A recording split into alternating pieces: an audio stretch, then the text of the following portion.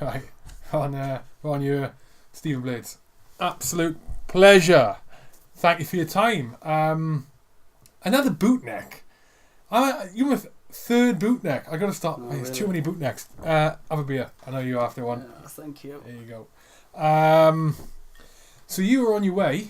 Let's get straight into it, right? You were on your way to a premiere tomorrow. Yes. What's the premiere? So the premiere is for a film called Outlawed. Cheers, buddy. Cheers. Need that after a long drive. So independent film. Funnily enough, made by a bootneck, an ex-bootneck. Really? Yeah.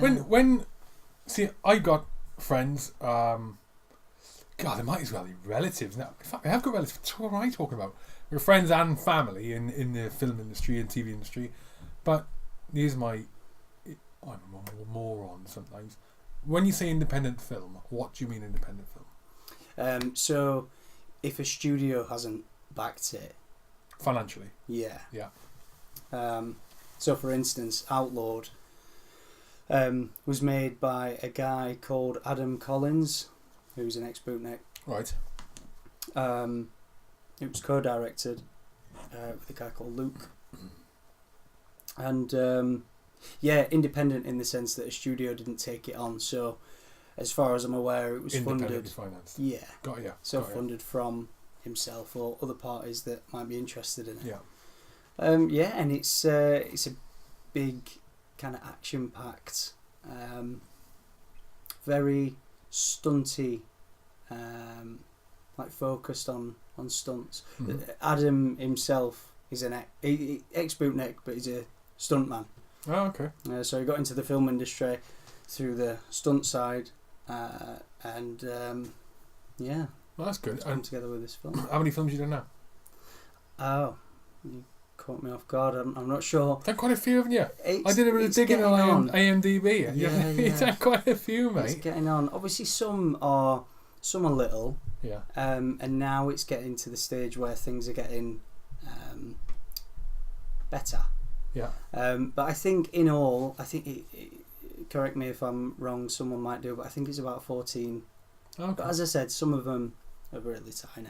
Yeah. And they'll most probably include, when I first started out and I were doing extra roles. Yeah. Or supporting artist roles. Yeah. Yeah, but still, it's not the easiest of industries. You got to get it all on there, haven't you? Yeah. Not the easiest of industries at all. It reminds me when I like I said, a family who flipping heck for decades and decades have been in the TV and film industry, but I didn't really have much knowledge of it. In fact, I think the only one actually of my immediate family who's not been on TV in an acting capacity. The only one. Really? Yeah. There's probably a reason for that. Maybe I've got a face for radio. But when I had some decent experience when I worked on Kajaki with a mate of mine at All Sex Paris, worked on that, and obviously got to know a lot of the actors and stuff. Mm-hmm. I wasn't lucky enough to go on the set. My business partner did that, but got involved with the actors afterwards and came to know them. Still very much in touch with them now. Yeah. And the industry, as in the acting industry, TV and film, it lacks security, and job security, and it's a constant headache to try and get the work. And I can see I quite enjoy it, I think. But it reminded me of doing sort of work in CP and security work. The same kind of thing. You're constantly fighting to get not noticed, but get a decent contract. They think you more or less short term, and trying to get the next bit of money on the table until you get your breakthrough. Until you get your breakthrough, yeah. So what you're doing is not easy. However, I obviously watched Recoil earlier. Yeah. I liked you in that. Good. I did. I thought it was good. I like short films anyway. I thought you were good in it. I thought you were really good in it. I did enjoy that. It was a good little short burst. Why did you get into acting? It's something I've always wanted to do. We'll come back on to Recoil, by the way. That's fine. That's fine.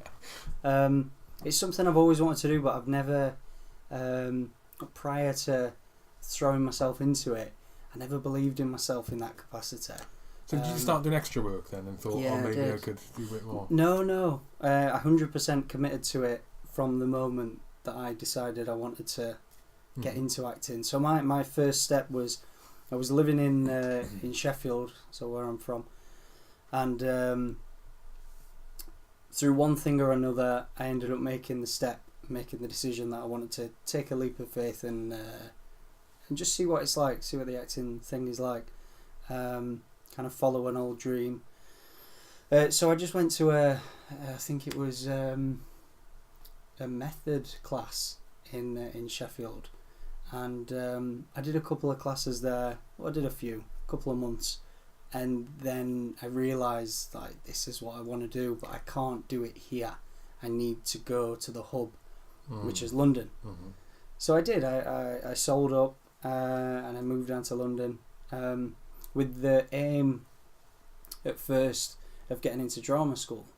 Mm-hmm. I applied for a few of them, auditioned for a few, and it would get into the stage where I was thinking about accepting an offer to one of them, but at the same time I got offered a leading role in a small independent feature film, and at the time I was very grateful that a director would have given me the responsibility of one of the lead roles. And if you go into drama school, as far as I'm aware, you can't work during that period. You can't, as in you can't work in the film industry as an actor. Why is that? During that, I don't know. But as far as I'm aware, I'm sure someone's going to pick me up on this and say you're completely wrong. But as far as I'm aware, you can't work as an actor. It might depend on which drama school. Potentially, yeah. potentially. So dependent. Let's change it. Dependent on which drama school. But yeah, as far as I'm aware, some is like that. So with that in mind, I thought, you know what, I'm going to take the harder route. I'm not going to do the education route, and I'm going to go straight onto set. You drop yourself in the deep end. Yeah. That's not like an ex-military person It's not at all. is it? Yeah, so I did that, and I got my first... It was... Me personally, I think my performance in it was awful. Right. I wasn't ready.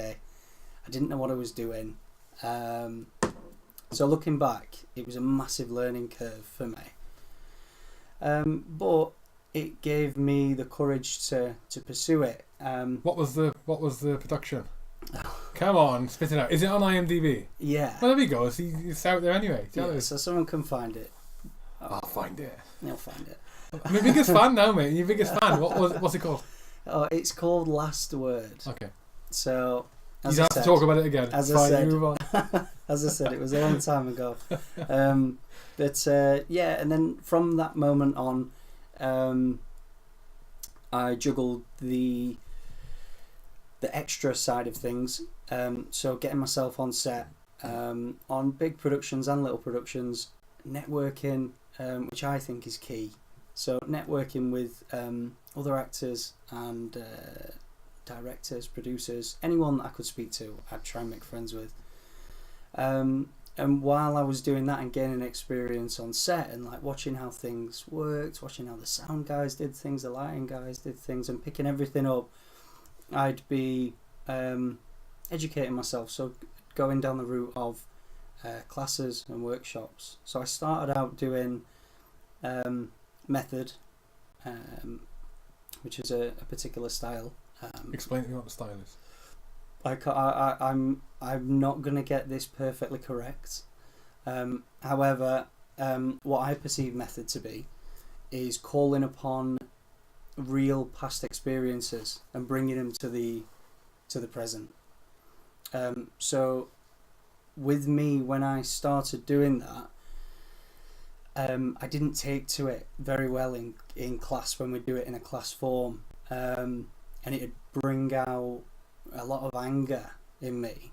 And the thing is, it's a very difficult transition going from the Marines or any military aspect, to be fair, but obviously coming from the Marines where they mentally harden you up and teach you how to switch off emotionally, to then go to an acting world where you need to be able to be very connected with your emotions. You need to be able to express pain, weakness, and weakness is a big thing. You don't want to express that as a military guy. And one thing that I would struggle with is whenever I was in a situation where upset was the normal thing that you would expect to happen. In the within just within my life. Okay, yeah. As in, generally, after leaving the Marines, if something was to happen, a family member was to pass away. It happened once, and it was a very emotional day. I struggled to cope with the kind of connecting to an upset emotion. My upset turned to anger, and I could never really figure it out. And I always thought maybe it's just a defense mechanism that I've picked up in that the you military. get angry instead of upset. Yeah, okay, yeah. Do you get what I mean? And obviously with the acting side of things, you can't do that. It doesn't work. But when we would do, when I was taking part in the method classes, a lot of anger would come out in class, and it just weren't working for me. So I ended up stopping that, and I went on to Meisner, which is just a different form. Meisner. Meisner. Yeah. And with that, I was able to. It took a few months, but with that, I was able to kind of break down these emotional walls, emotional barriers, and connect with myself, my inner self, and allow myself to be seen weak to others, which was a big step. I remember the first time that I did in class, the first time that I broke down, it was obviously within an exercise that we were doing, and I was doing an exercise with the teacher, and whatever it was that we were doing, it ended up causing me to break down, like physically cry in class. And was that part of what was needed for the? It wasn't needed at all, but it was just something that happened naturally with what we were doing. But it was a big turning point for me, because anything prior to that, when we were doing anything in class, and as I said, any upset was starting to come out in me, it turned to anger. So anyway, I guess the point where I'm going with that is, it was just a big learning curve going from the military aspect to the film aspect. So what's Meisner then? Explain to me, because with the method acting, got your explanation. I mean, with the method acting, when you say past experiences, you can create those, can't you, for the need? Like, for example, when you get actors or actresses go off and spend flipping 6 months with in some group, or 6 weeks in some group, to learn experience, see what they go through. Like, DiCaprio did it recently, didn't he? Yeah, Daniel Day-Lewis is the big one, isn't he? Yeah. The one that's well known for method acting. Yeah. And then they go into that role, and I mean, method acting is known among people who aren't in like media, TV, and film, definitely. for that's the one where they stay in character all the time, even when they're not filming, which is obviously not always necessarily the case. But if that's what method acting is, drawing on past experiences, what's Meisner then? So once again, as I haven't been through formal education, I've cuffed most of my acting career so far, and I'm learning as I go along. But as I said, with the method, that is what I perceive it to be. The Meisner is, let me think. So it would be using. This is a really rubbish way of explaining it, by the way. I'm like not the best. But I know person the to explain it. difference. So I know the difference. So That's it fine. doesn't matter. You can't lose. That's fine. So what I perceive it to be would be using a real individual or a real item, something that is real within your life, and creating a false story around it, or false circumstances around it. So you can connect with. So let's just say, as an example, you think of a loved one that is actually obviously real. You think of a loved one, and then you create an imaginary circumstance. If you want to evoke upset, let's just say, You think of that individual that means a lot to you, and then you might create a horrific circumstance around that person. So the emotion that you would bring out would be real, but when the director shouts cut, you can pull yourself out of it because you know that person's fine. But hopefully, you can pull yourself out of it. Yeah, Hopefully. but with Jesus. what I perceived, once again, might be incorrect with how some people, or it's officially perceived, but how I perceived the method side of acting was you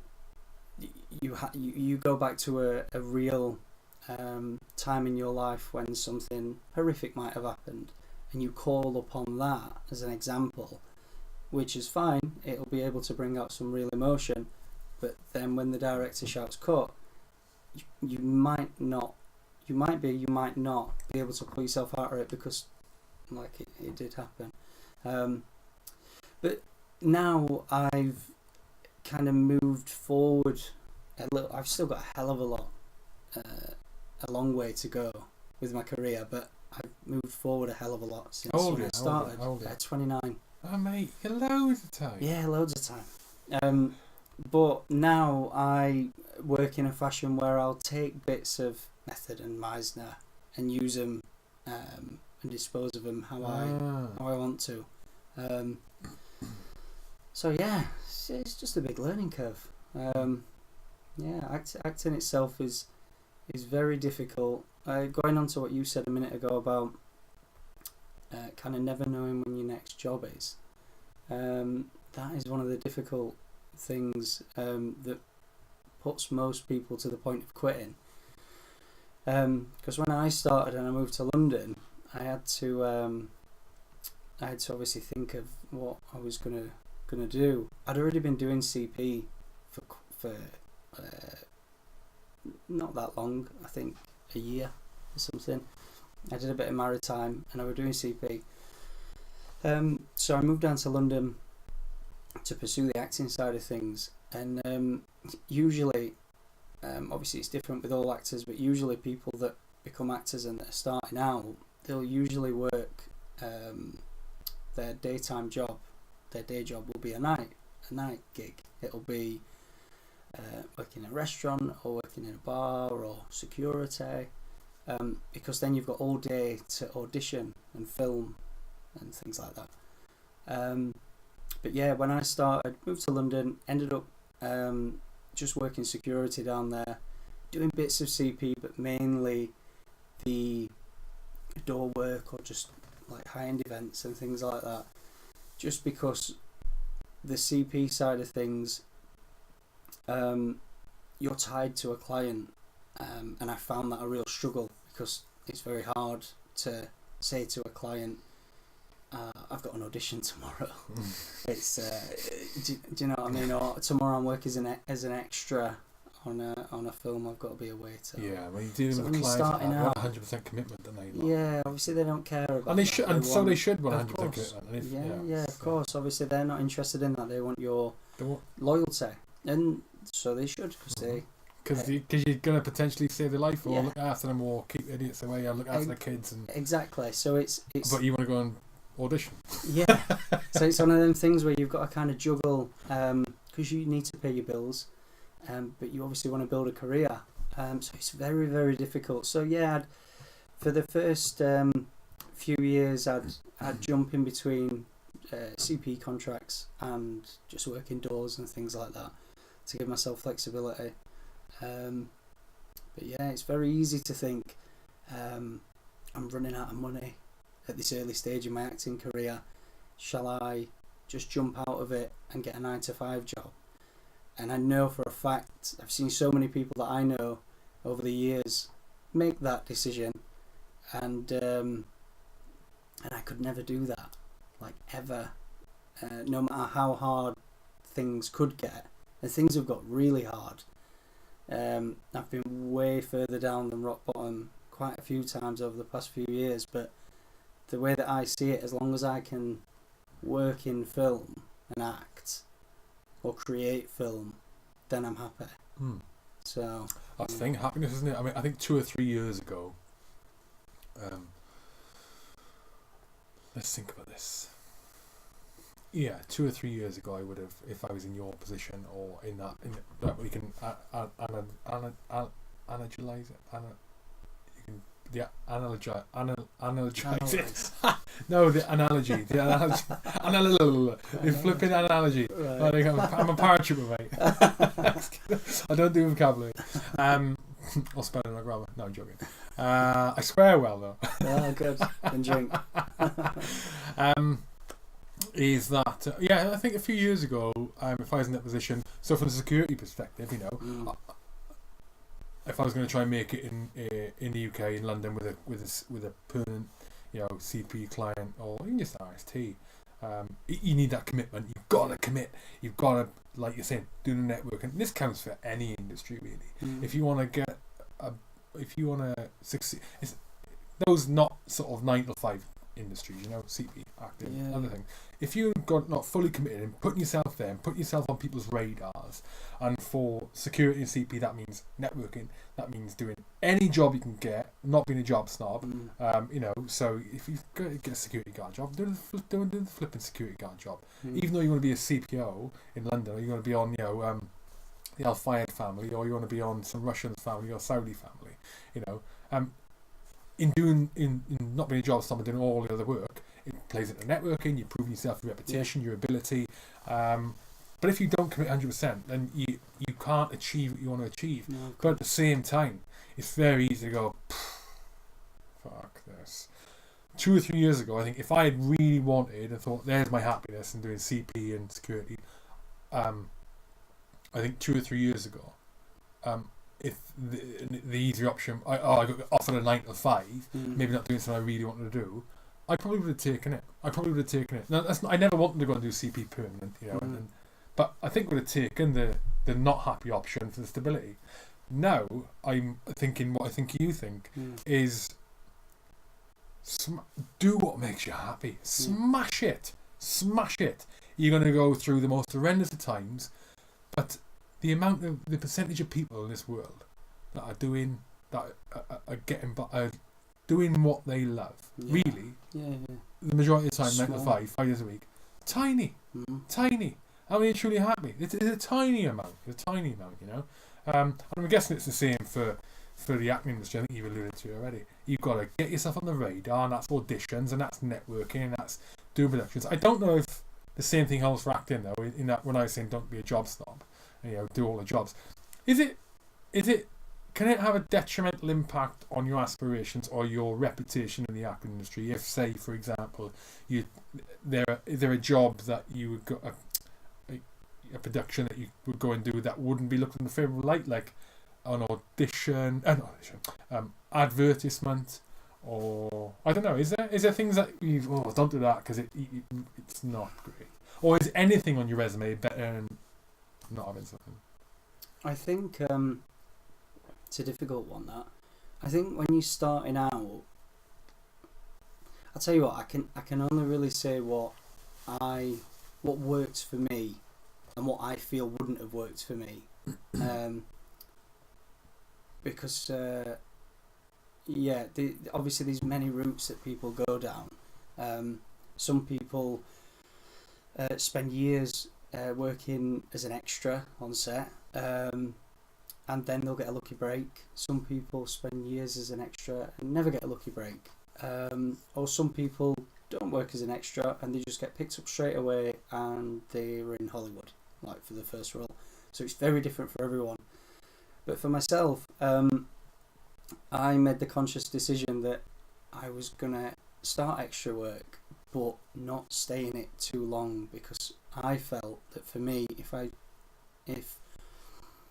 I started becoming a recognisable face as an extra within the acting community generally, at the level that I was at, and the production what do you mean you started becoming recognisable? So for instance, if I was, let's say I was jumping on any film that I could get, any film or TV I see. that I could get you on. don't want to be recognisable as an extra, do you? Me personally, I would not want to be recognised as an extra, no.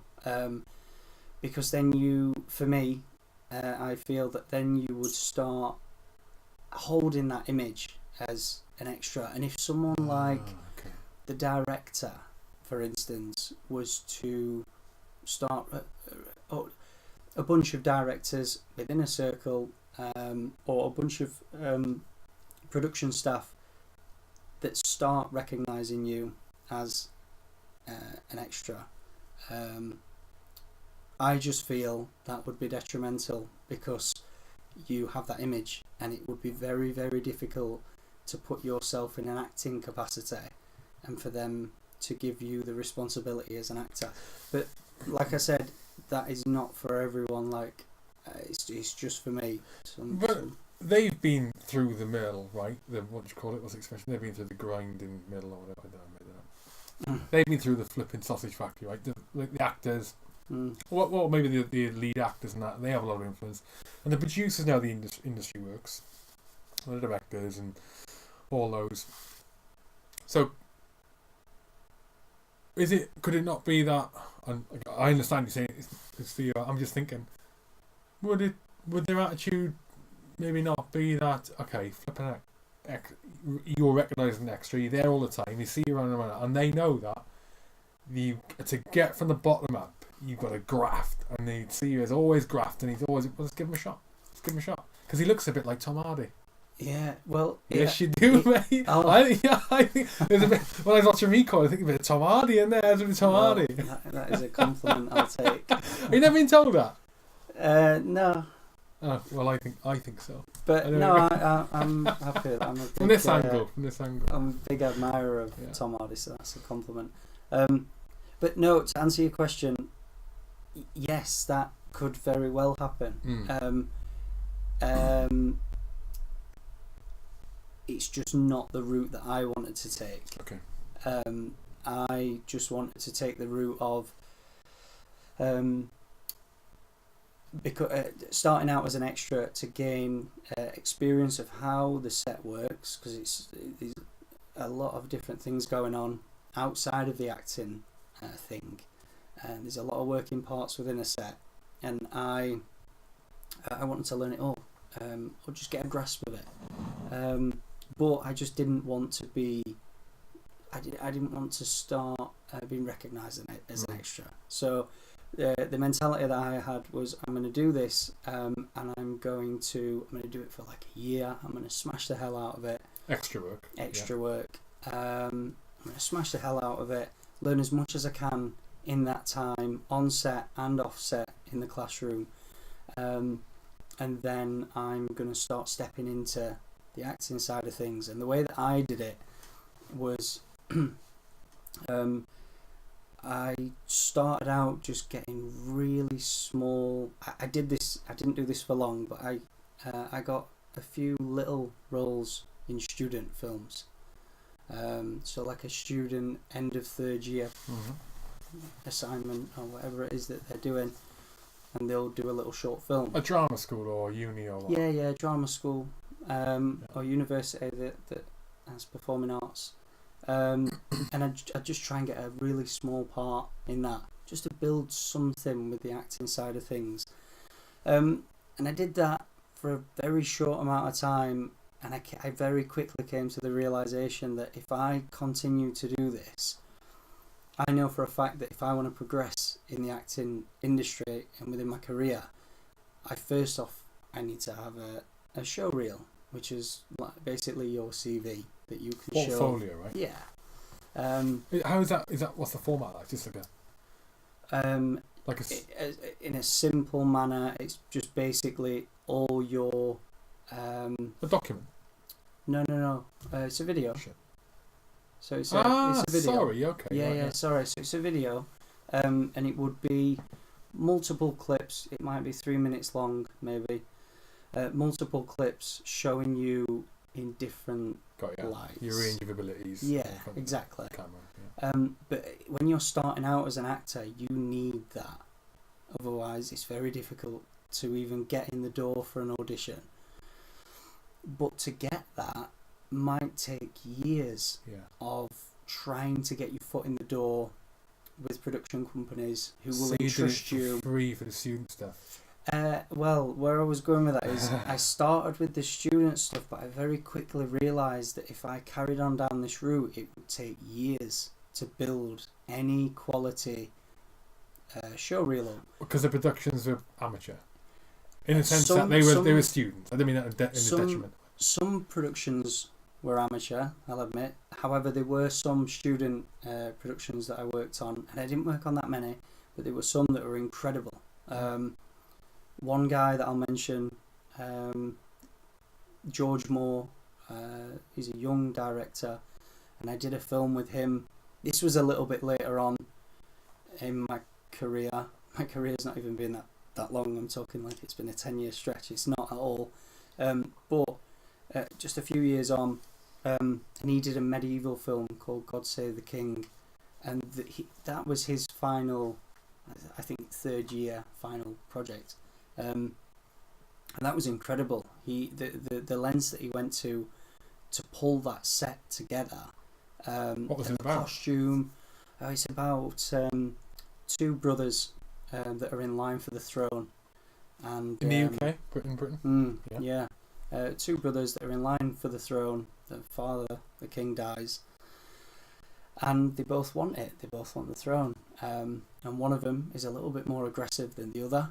And I play Marcus. I'm trying to remember his name then. I play Marcus. Are they twins or something? No, they're not twins. Anyway, I can't remember massively, but yeah. they weren't. I don't think they were twins. If they were, we didn't look anything alike. But either way, they both wanted the throne, and one of them, Marcus, who I played, was willing to go that extra mile to get the throne, and it ends up turning quite violent. I won't give things away. I think it is online. I think it's on Vimeo. God Save the King. I think God Save the King. Yeah. On funnily enough, it wasn't a big shoot. It was 4 days, and on the, what was it? I think it was at the halfway through the second day. The director had brought on these horses onto set, and they weren't film trained horses. Like I said, it was a uni project, so these horses were gathered the day before from local farms. Yeah, there was a scene where we've just finished this big epic battle, and my character Marcus leads his men on horseback through this empty trench around the castle, basically leading them into the castle. And the first take that we did, they gave me the biggest horse, and I can't ride a horse, not very well. And at the time, I definitely couldn't ride a horse, but I said I could because I wanted to obviously get the part. And I ride horses, mate. And I'm just thinking, I'm imagining someone who doesn't ride horses getting a horse. Yeah. That's a nightmare. Go on. Yeah. Go on. Well, I thought I could do it because Based on what? Watching based, City Slickers or something? no, based on I YouTube the do's and don'ts of riding a horse the day before when I knew that he was going to get the horses, and I thought, right, you need to obviously put your heels all the way in the stirrups. And No, you need to, yeah, no, you don't. okay, already. Well, that's what I saw. And then you need to hold the reins in a certain way. You've been watching American horse riding. Whatever Yeah, it go was, on, go on. whatever it was, it didn't work. No. Because when I got on the horse, I instantly was scared because it was a big horse. I was in armour, so I knew that if I fell off, it was going to hurt. And anyway, the first take, we did the first take. Armour? When was it set? When was the film? So it was a medieval. Oh, so you did say that. I do apologise. No, it's fine. It's a medieval film, so it was set, I don't know, way back.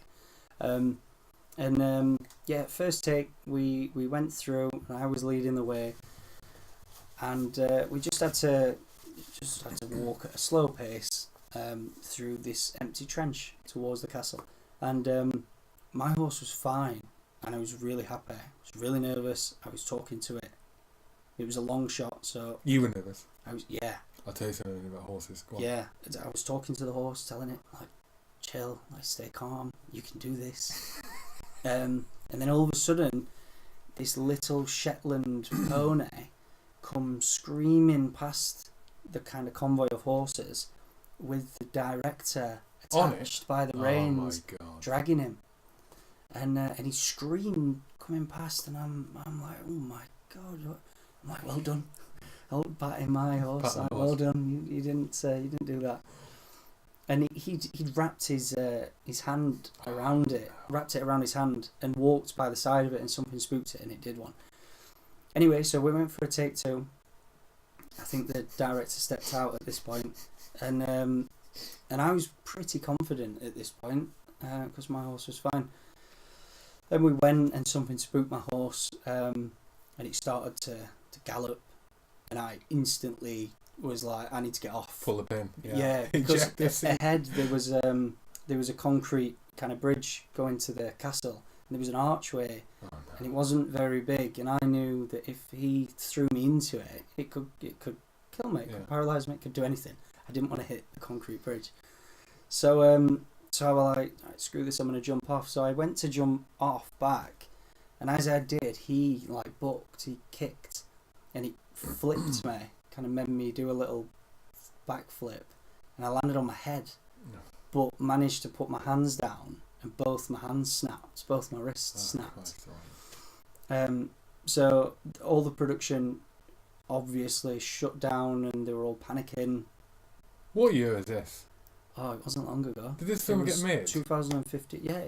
Yes, because I went you didn't sue them then? No, well, it's a university. You could have, mate. Oh, the university. That's what they ended up being very, very panicky in case that were going to happen. But obviously, like, I'm not going to do that. It was me that taught the director into bringing the horses on set because I wanted to have a good scene created within the film. Yeah, I went to hospital. My hand got reset, and then got cast. And then chilled out that evening, and then went back onto set the next day. With 2 broken wrists. Yeah, and we just dressed it slightly differently to cover the casts, and swapped the swords for wooden swords, so they were a bit light. I literally couldn't grasp anything. And then finished the next 2 days. You got back on the horse? No, we didn't have to do that. Oh, right, okay. No, and we got that shot. That's in the film. They used it before, like the moment they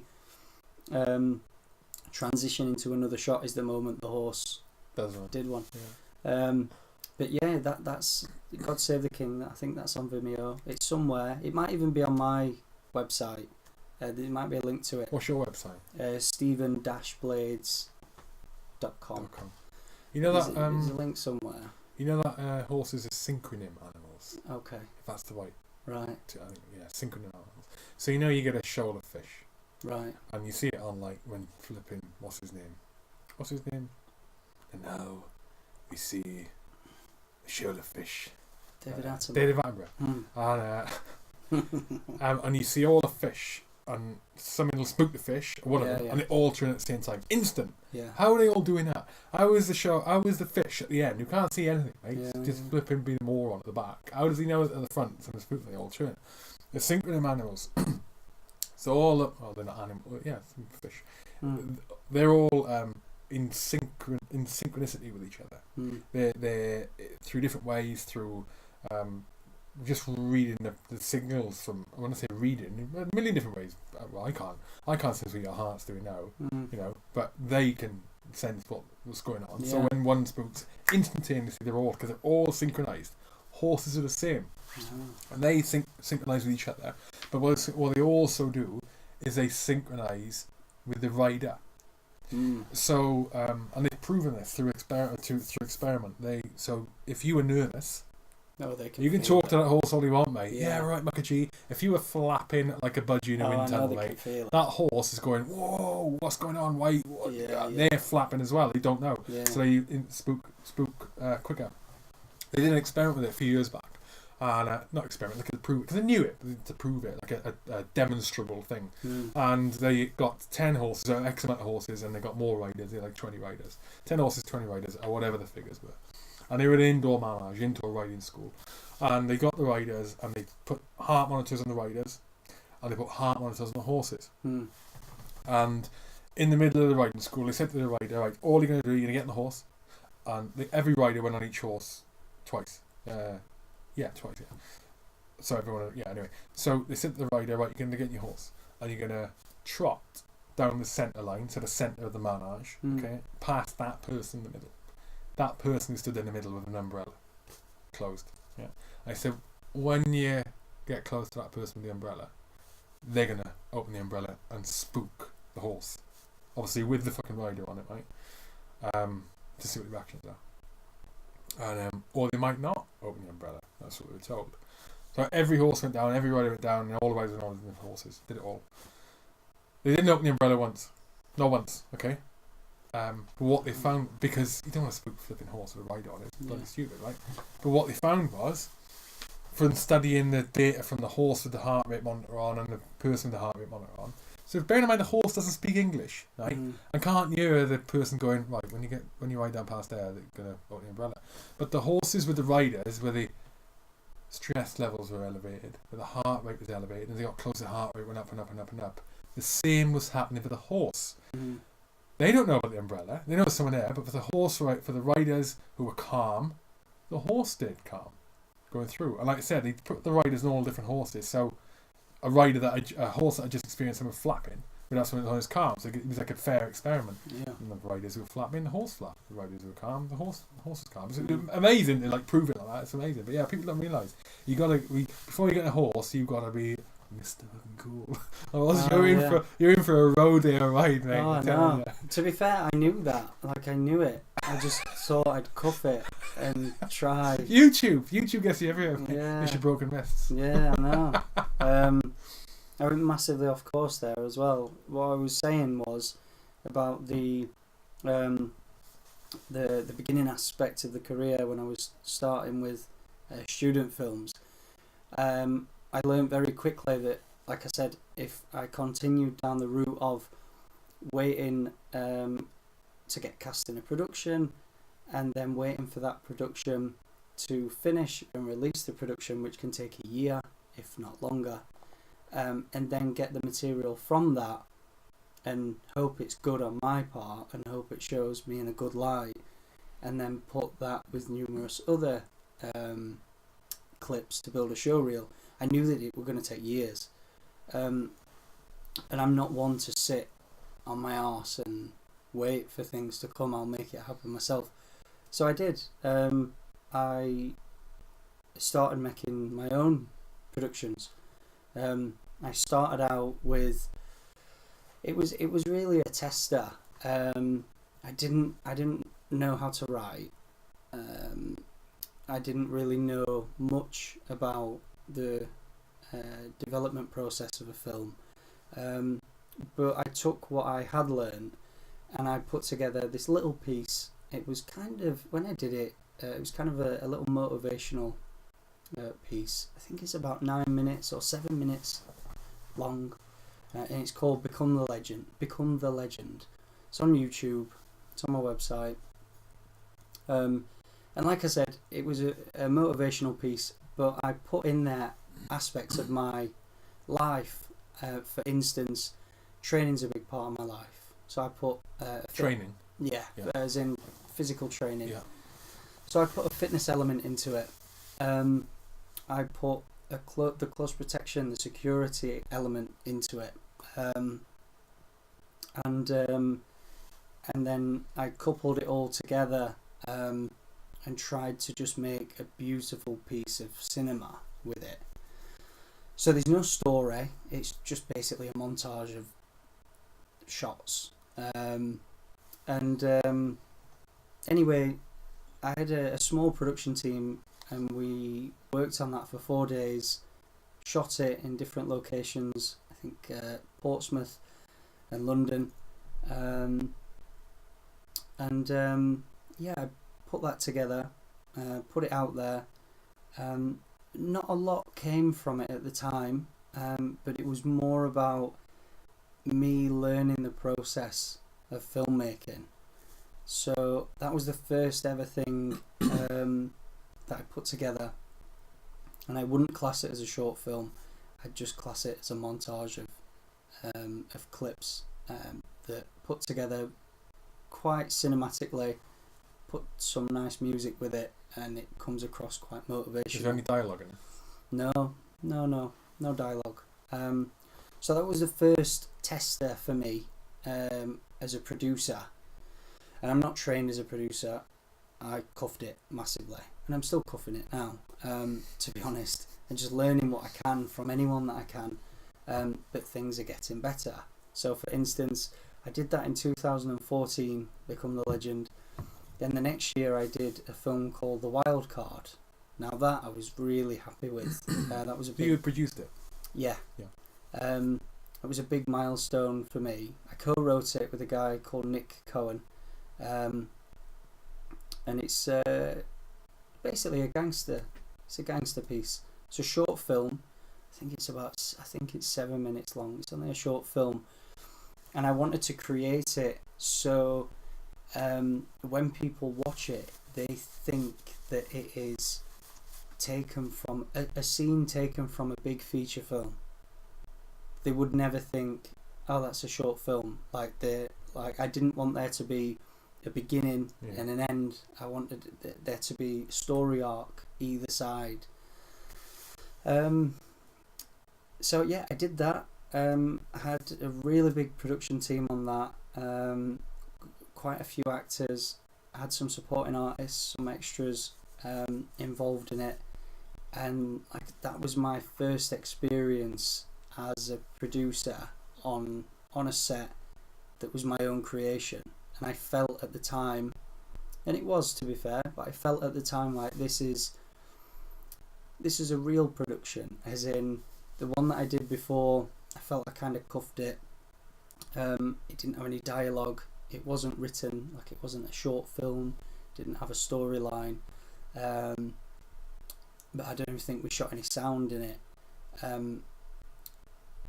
So there was elements of that were not cheated, but there were elements of the film production that we missed out purposely. Whereas the Wild Card, it was kind of a fully blown film set, and I was really happy at that time because I'd only been in the film industry for 2 years at this point, and I'd produced and co-wrote this short film which I led, and I was really happy with it. Like, obviously people will watch it and people might have mixed reviews on it. Some people might watch it and think it's crap. Some people might watch it and think it's amazing. Hopefully most think it's really good. I'm very proud of it. So that was a big milestone. And then more recently, I produced a film called Recoil. That's the one you sent me earlier. Exactly, yeah. So it's not been publicly released yet, so I won't go into a massive amount about the storyline. When did you film it? When did you film it? Was it before Roxanne Pallet's episode on Big Brother? It was a long time before that. It was a long time before. I thought she was good in Recoil as well. To be fair, she, as far as I was concerned and the director was concerned, she held the role very well. I thought she was good at it, yeah. Very good. Not that my opinion counts for shit, like. Of course it does. It's a viewer. It's Well, I don't know of. All I know of Roxanne Pallet is because I don't watch much TV. The film I watch is like major flipping films, like most people. I think I've watched the occasional kind of stuff that you do through friends and that I've met through Kajaki. But so I watched Recoil earlier. What was it? Flipping heck, only 3 hours ago when you sent it to me. Yeah. I watched Recoil earlier, and so my point is, I don't know Roxanne Pallet apart from reading about her on Big Brother and Accused of Guy Punch. I watched a clip where she said, "Yeah, it's flipping." The thing is with Big Brother, right? And I'm going to defend Roxanne Pallet here. The thing is with Big Brother, and what people what it's Celebrity Big Brother, right? Mm. Man, one, even if you're not a celebrity, or even if it's not Celebrity Big Brother, when you're in that house, you will know this from being in the Marines, right? When you're isolated with the same bunch of people for a long time, and when I say long, I will say, like for a civilian, I'll say long, you're the same people, and you live in with them, right? There's no outside influence whatsoever. I would say long would be, for a civilian, some people will go crazy after 3 days. Yeah. They will go crazy after 3 flipping days. Also the fact that you don't know what's going on. So you are not you're not the same person. You're not. You will change after a few days. You know this from the Marines. I know this from being in Paris. And military people generally know it because they experience this all the time. So you change. The other thing is you throw into that celebrity, and you trying to get yourself out there. You know, your job is to be known in the public eye, and so you have a persona, whether you realise it or not. Like, I'm gonna speculate here. Whether you realise it or not, right? And you're a genuine bloke. I'm not saying anything different. You know, like Tom Hardy, you see him on TV, super genuine interviews, super genuine. Yeah. I will speculate though that is who he really is. He may be super close, but the mere fact is the camera turns on or a radio goes on in this interview, that's not, it changes just slightly, right? So when your job is to get yourself out there and be known and be a celebrity, because that's what brings in the money, is what it does. Whatever you do and whatever celebrity you are, TV presenter, flipping sports personality, whatever, it brings in money. More people know you, the better. You make some errors in judgment. Yeah, make some errors in judgment. That's without going to the Big Brother house. Yeah. Without you go to the Big Brother house, shit happens. You know, I saw it and thought, that's unfortunate. But then I thought, the environment they're in, people don't understand it. She got dragged across the coals for that. But it's not easy in there. Chuck some people in there. It's not easy. Going back to what I said, so that's all I know her as. I don't think I've ever seen her on TV because I don't watch her on TV. What's she on? What's she known for? Roxanne Palmer. Sorry, Roxanne. She's done multiple feature films, which I'm sure she's very proud of. I thought she was good. Oh, good. Well, that's good. Yeah. But what I personally knew her from was Emmerdale. That's right, Emmerdale. Yeah. I don't know. I can't remember how long she was in it. It might have been like 4 years, 5 years. But I personally, and I presume a lot of people knew her from Emmerdale.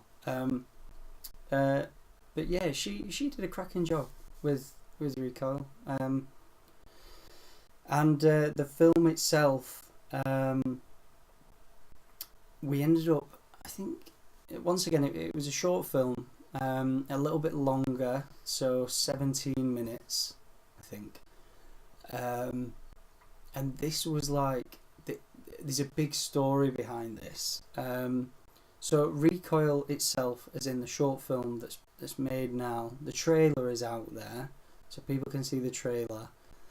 The trailer's on YouTube and the trailer's on my website, so like anyone can watch that.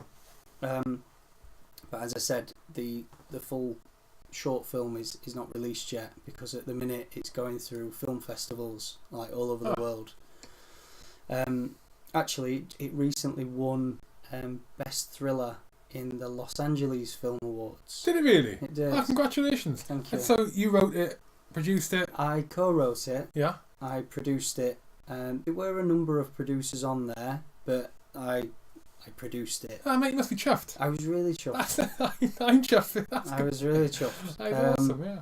Very happy with it. And so Recoil itself, the storyline is basically follows Susie and Alex. And Susie meets Alex, who is this mysterious former Royal Marine.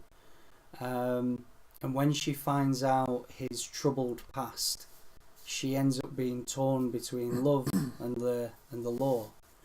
And then his vulnerable state of mind takes a bit of a turn for the worst and threatens to destroy them both, basically. Now, the story comes from an element of my past. The story's kind of a thriller, a love story. It's got a thriller, it's got a love story to it. Yeah, it's more thriller, I thought. Yeah. The love side element, that's kind of not, that's not from my past. the thriller element of the story comes from a period when I left the Marines. So the reason why I left the Marines was because I lost the majority of the sight in one of my eyes. I can still, I've still got peripheral vision in it, and I can drive absolutely fine. But for the military standards of sight, it didn't make it. So I got medically discharged. And that happened through an incident that is shown in the film. Was that real? Yeah. Because I googled that. I'm not saying what it is, 'cause I don't know how much you want to give away, right? But when that scene happens and it said because when you sent me the video and the password to get onto it, you said this is like bit of background and this is based on some of my dark past. Like you said, I thought, oh, okay. And then I watched that and I saw that scene, and it says about the loss of sight and how it happened. Yeah. And I went and googled some stuff. Trying to, I don't know. How did anything come up? Well, I think I'm not going to say what I googled, No, but I fine. used your name now, which I suspect then is a stage name. No, it's not. So I used to be called. Don't say it. You don't want to say it because people will Google it, right, and then know what the scene is in the film. Well, I was born. I'll say it if you want, mate. No, it's fine. I was. In fact, no. Of course, I'll say Go my on, go for it. Yeah, I was born Stephen Bartle, and then through personal reasons, more recently, I changed my name to Stephen Blades, and it is it's not a stage name. It's not a made up name. It's my mother's maiden name. Oh, I was going to say, it sounds like a stage name. Yeah, and it also sounds, because I'm from Sheffield, there's Sheffield United, which are the Blades. Oh, are they? So it could be mistaken that I'm some serious football fan, right. And I've just changed my second name to Blades, which I've not. It's a family name. Yeah. It's a cool family name, which I'm quite happy My with. name changed due to acting reasons. Oh. Not me. So my granddad, like I said, all my family are in TV and film and all that. Actors and producers and all that kind crap. That's not crap. All that stuff. I didn't know that. All that stuff. And my granddad's name, he was born Andrew Buggy. Oh. Yeah, Andrew Buggy, and he changed it to Kia. Yeah, Andrew Kia, because that could have been Hugh Buggy. Yeah, fuck that. Oh. God, sorry, mate. I digress. Back onto Recoil. Yeah, that scene. Right, so that scene's real. Goodness me. Yeah. Is it? It pretty much is real. Yeah, the way that we've done it, it pretty much is real. However, there's that scene happened. So that happened when you were serving with the Marines. Yeah. I'd just come back. What a nightmare. I'd not long come back from Herrick 9. Mm-hmm. In fact, I think I came back from Herrick 9 and then I quickly went on, I can't remember what it was called, but some big kind of worldwide operation where I think we went on Bulwark and we went to Turkey and we went to Malaysia and some big exercise with the Americans, I think. And I jumped on that really quick, had a bit of a jolly on that, and then came back, and then that happened. For that, ladies and gentlemen, you're going to have to watch Recoil when he releases it. Yeah. I'm not giving it away unless you give it away. Yeah, no. People can look into it, yeah. But yeah, that happened, and then I took a massive decline in my life, mentally, emotionally. I knew that I was going... After you've been discharged? No.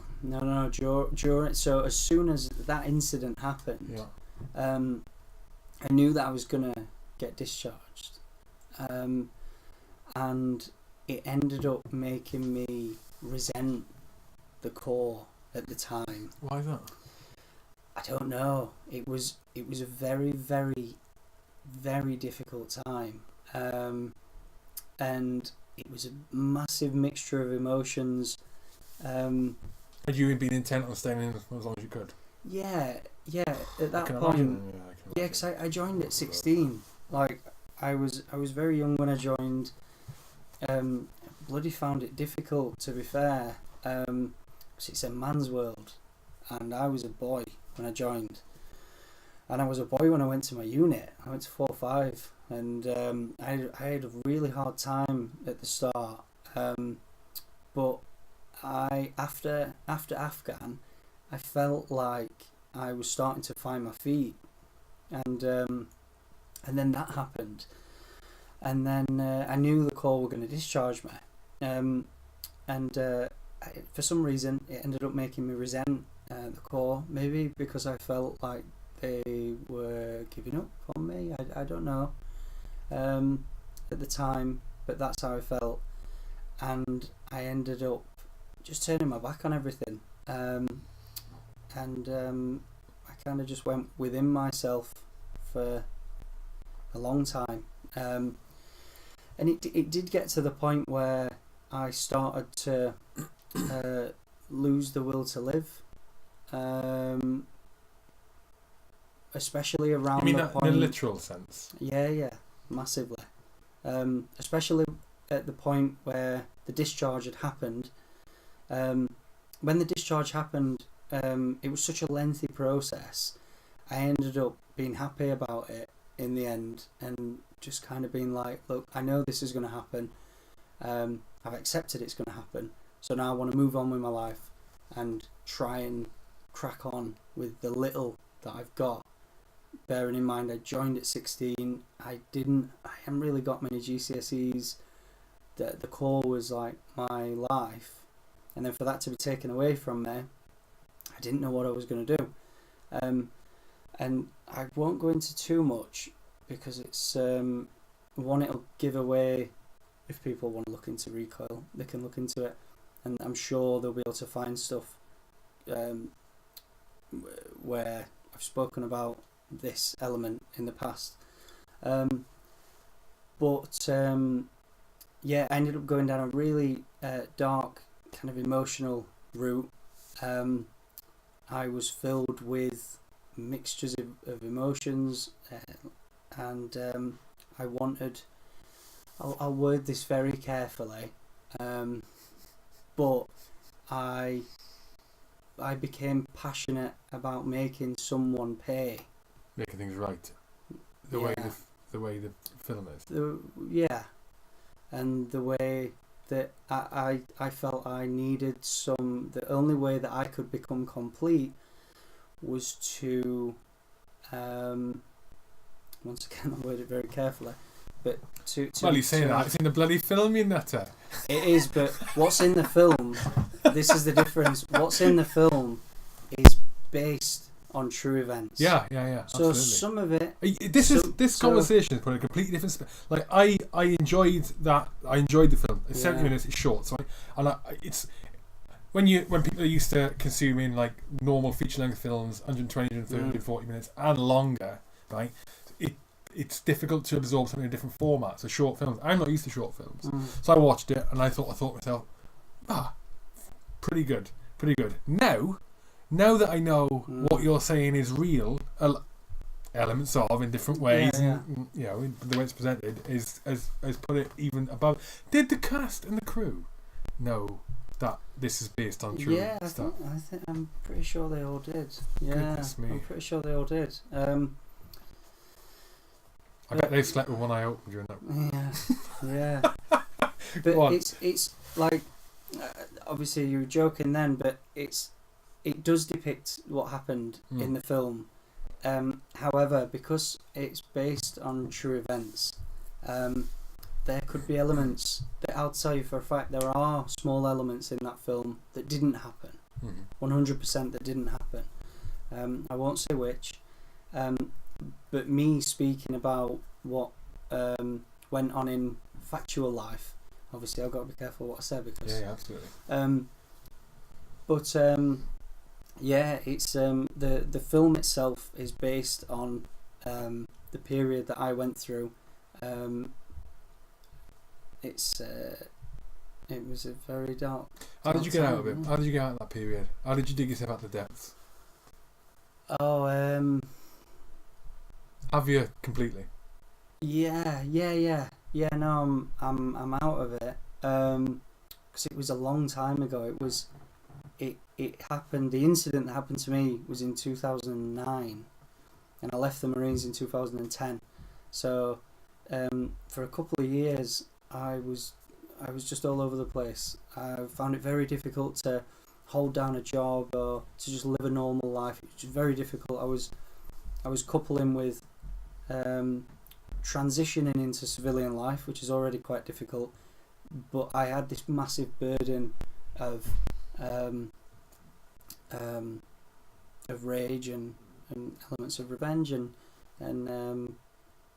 anger and upset, and I had so much going on, and it really did push me to a place where it nearly came to an end.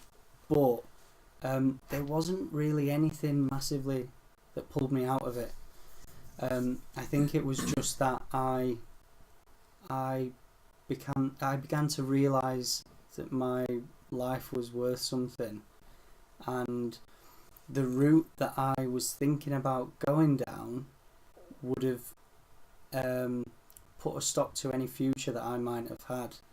And when it came to the point where I was starting to see value in my life and see that I can have a future, I started putting to one side my obsessions, or whatever you want to call them, putting them to one side and starting to focus more on my life. And not long after that came the acting side of things. I really think that the pushing myself within the film element really did help me grasp onto life. So, do you think that part of that is because of the necessity within the acting side of things, and we spoke about a lot at the start, the emotional side, the necessity of having to reconnect with emotions and do things that you weren't comfortable with before, specifically the weakness side of things? Because I'm imagining, like, from the way you've lost your sight, that incident, that one of the things that I think would have been with me, one of the things that would have fallen out with that is the sense of vulnerability and from that weakness, that just that thought that and depending where you are emotionally, almost shame in it, especially given you're a Royal Marine, mate. You know, how can that shouldn't happen to me. That shouldn't happen to me. I'm just, that shouldn't happen. I know the mentality. I don't know the mentality. I'm guessing the mentality. That shouldn't happen to me. And vulnerable, you feel weak. You feel, you just feel exposed, and maybe with the acting side of it, I have to reconnect those emotions and understand that expressing weakness isn't a bad thing. Having a weakness isn't a bad thing. Acknowledging you got a weakness isn't a bad thing. It's not a bad thing, because, and this could be in any flipping way, shape or form, because in order to improve yourself, you have to understand where your inadequacies lie, your weaknesses lie. Because otherwise, how do you know where to improve? And you bring everything up gradually, maybe that, I don't know, you tell me, was that part of it? It might have been, I'm not sure. It might have been. It was. You're correct in that. I've never really thought about it like that, but you're correct in the thought process of the way that it happened. Did leave me at the time. It did leave me very weak, mentally, emotionally. It really did, which left me very vulnerable to my own thoughts. And those thoughts ended up turning quite dangerous for myself, and potentially for others, given the circumstances. It was really tough to get out of it. But I guess the film side of things, the acting side of things, it did in a way give me something to grasp onto, in the sense that I'd never felt like I'd been able to connect with emotions before, and then obviously within the film side of things I very quickly learned how to do that. Do you know, I'm not saying that is the thing that pulled me out of it at all. But it helped. Like, it gave me something to focus on, and it gave me a future. And it made me believe in myself. One thing that the Marines is very good at a stage is, usually within the training element of it, is breaking you down to the point where you feel worthless, and then they'll bring you back up and mould you into the creation that they want you to be, which is perfect. It works. And I think when the incident happened with me, it took me back down to the worthlessness stage, and I didn't know how to get out of it. But yeah, the acting side helped. And with Recoil, when it first came along, the idea, I was working on Become the Legend, that first little production that I put together, and Nick, the director, said to me, because we were just chatting like this, and I ended up telling him about Nick Cohen. Yeah, Nick Cohen. They were asking about my the period when I left the Marines and why. So I explained in quite big detail, because we were good friends. And he said we should make a film about this, and I was like, no, I don't want to do that. And it took it for the next year. We occasionally spoke about it, and I really wasn't interested in doing it because it was just way too close to me, and it's a very, at the time, it's a very touching subject. That storyline, though, mate. I just realised that storyline of Recoil, that short film, 17 minutes, right? That storyline, that is like, if you put that into a feature-length film, that is a storyline that would fly. I'm telling you, because there's things that are quite similar in the past that would fly. But the difference is, it's a real story. Honestly, mate. No, well, the... You're thinking, aren't you? No. You have been thinking. It's already happening, is the thing, yeah. So, he wanted to convince me to make a short film about it, and he eventually, speaking about it, and eventually got me to agree to start putting something together. So, over the next year, so it took a couple of years to even get to the point where we'd finished a script. We developed for that 17 minutes? Yeah, for that. Okay, yeah. Because it took a long time for me to want to do it, and then a script had been written, and I wasn't comfortable with it, so we'd change it. At first, it was very truthful, and I didn't like it because I felt like it was some sort of biography, and I wasn't comfortable with it. So we changed it to more cinematic, based on true events, where there's slight element changes to make it more filmic and gripping for the audience.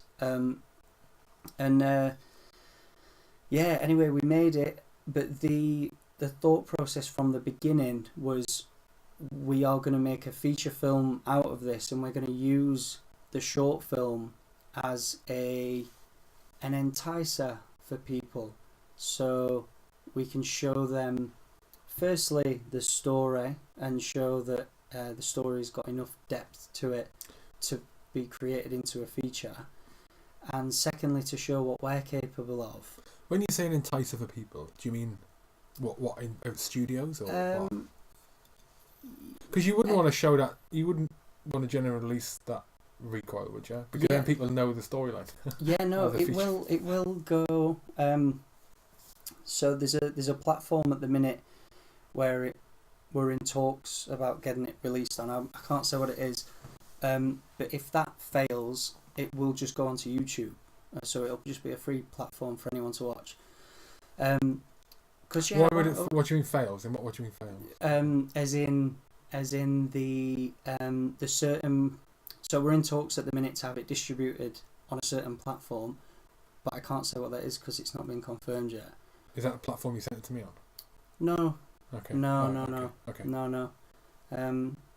But we will release the short film for people to watch, because that's what we made it for. I mean, a lot of time, a lot of money was spent on it, So we will definitely release it, and we want to grip people. We want to obviously bring people into the storyline so that they can connect to it, just the general public, but then also studios, producers, people within the industry that could potentially have a benefit of jumping on board a feature. But anyway, a feature film is currently in the early stages of being made. Good. And the storyline of Recoil it's not the full story either. So it's literally a snippet of the full element. So the feature film will be a hell of a lot more gripping, and you'll. Are you going to produce it? I don't know how things will work out yet. It's not within your hands. Okay. At this stage, nothing's You're confirmed. going to play yourself? No. I definitely won't do that.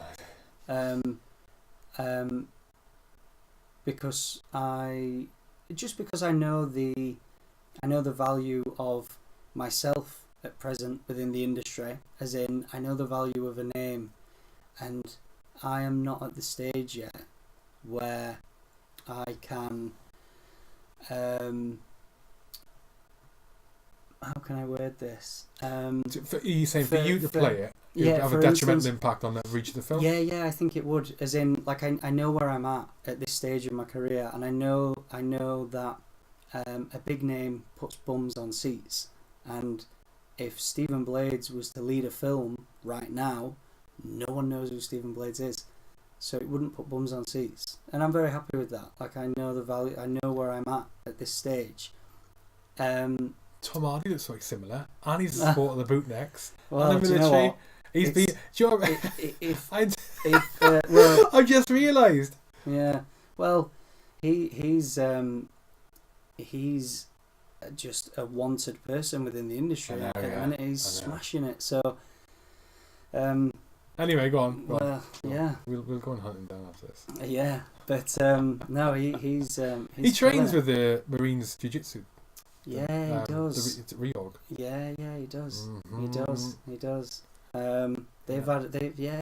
Which breaks the paras. It breaks paras because he's been snapped out and about in a Para Edge t-shirt. Have you seen that? No. Yeah, he's been out in a Para Edge t-shirt, and then you see him in the Reorg jiu-jitsu stuff. Yeah, I've seen on the Reorg Instagram the artwork that they've got for Venom. They've incorporated the Venom. Yeah. Oh, and it's sick. It looks amazing. Yeah, it's cool. Yeah, but so Recoil's a big.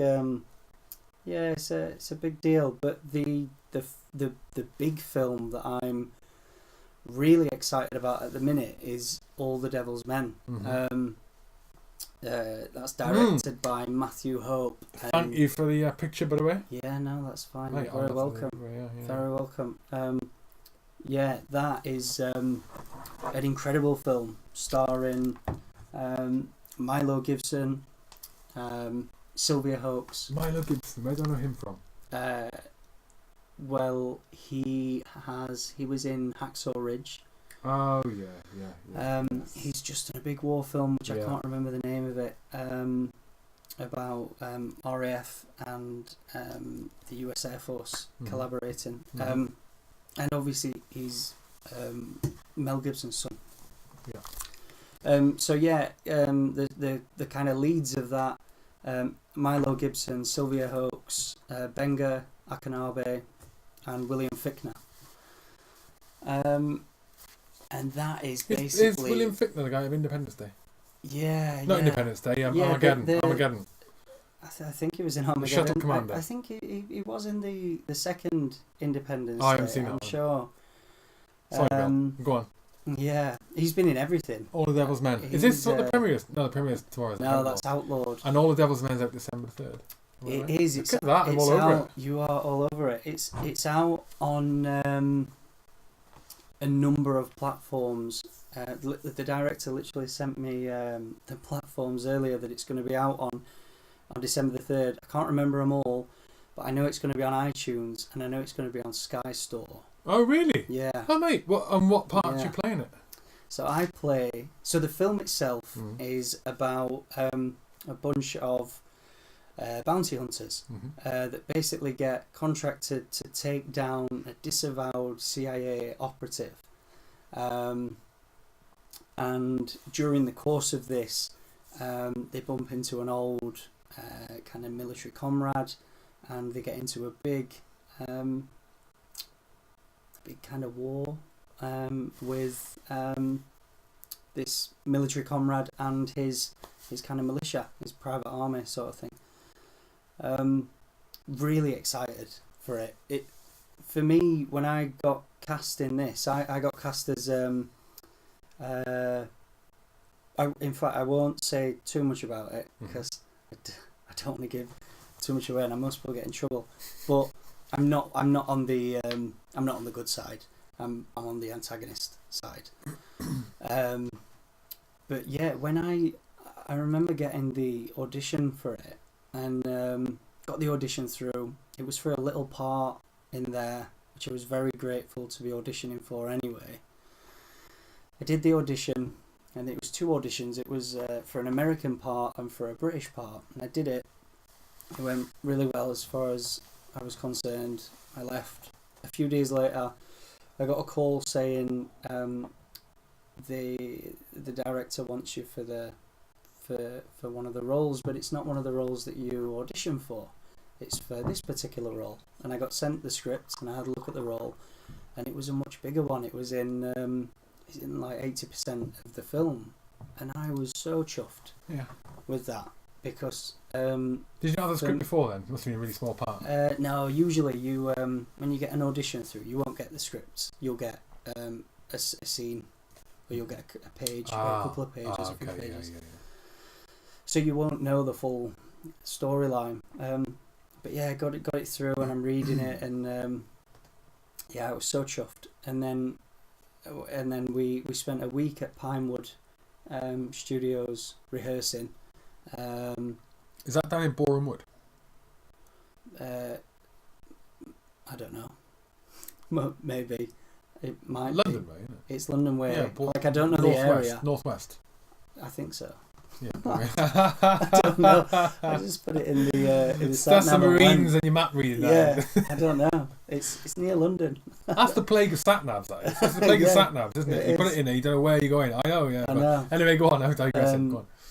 Yeah, and spent a week at Pinewood rehearsing the different fight scenes and weapons handling and things like that, weapons drills, which was good because I hadn't done anything like that in a while, so it was nice to get my hands on weapons again and play around. Who was the new advisor on that? Who's heading that up? John Street. I don't know who that is. Stunt coordinator. Oh, okay. Ex-bootneck. Again, more bootnecks. Yeah, top bloke, really good guy. He was the coordinator on it. Yeah, epic film. The trailer's out.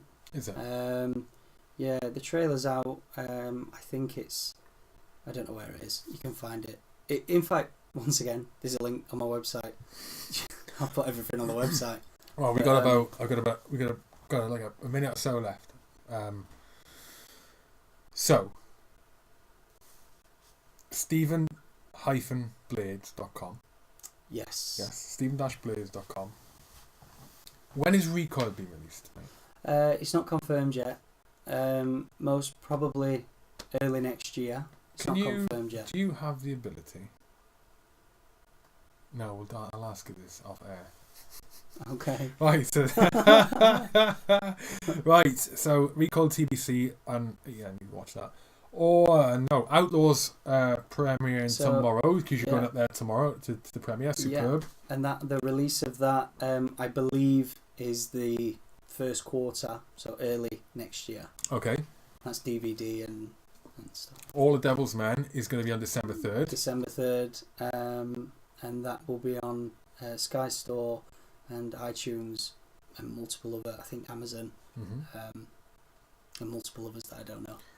But December 3rd. Yeah, it's on the website. Is there anything else, right, you want to mention, plug, anything, anyone, you want to say just now, you're trying to be shameless?